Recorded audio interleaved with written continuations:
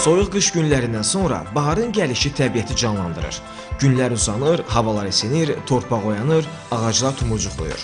Bu dövrdə bitkilərə və torpağa qulluq vacibdir. Torpağa yaz gübrəsi verilməli, ağaclar budanmalıdır. Bəs ağacların budanması prosesi necə aparılır? Nələrə diqqət yetirilməlidir? Birinci yaxınlaşanda biz baxırıq ki, hansı budaqlar, hansı zoğlar buna sıxlıq gətirir, ortanı doldurub. Yəni, yarpaqlayanda onlar ortaya günəş düşmənin qarşısını alacaq. Üstündə nə qədər göz olur olsun, yəni məhsul gözü, biz bunu kəsəcəyik. Kəsdiyimiz zoğlar mütləqdir ki, biz divdən kəsirik. Yəni, dırnaq deyilən bir anlayış var. Orada biz onu qoymalı deyilik. Nə gövdəni çox zədələmirik kəsəndə, nə də burada artıq dırnaq qoymuruq. Ona görə də bir baxın, mən diqqətlə kəsirəm. Gövdəyə perpendikulyer olmalıdır. Belə kəsilmək olmaz.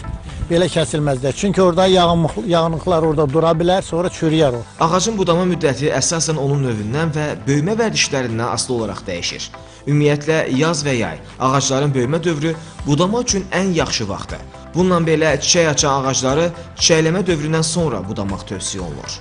Şərtlər daxilində həmişə yaşıl bitkilər də bütün il boyu budanıla bilər. Məsələn, bu da var məcburi budama. Deyək ki, bir budaq qırılıb, zədələnibsə, əzilibsə, xəstəlik ziyan verici tutubsa, onu o budaq kəsilərək kənarlaşdırılır. Bu bir mənalıdır.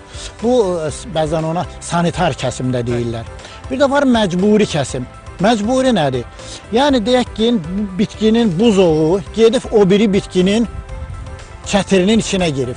Məcburən biz onu divdən kəsməliyik ki, o birinin çətirin o habi tutsun deyərək onu zəbt eləməsin. Kəsim həmişə axırıncı göz var, axırıncı gözdən azacıq aralı. Ağacların budanması zamanı xüsusi alətlərdən istifadə olunur ki, bu alətlər həm kəskin olmalı, həm də təmiz olmalıdır. Çünki kəskin olmayan alət budanma zamanı ağaca zərər verə bilər. Təmiz olmalıdır ki, ona görə ki, məhz əgər bu alət digər bir ağacın kəsimi zamanı istifadə olunubsa, bu zaman onda olan xəstəlik məhz bu ağaca keçmə ehtimalı böyükdür.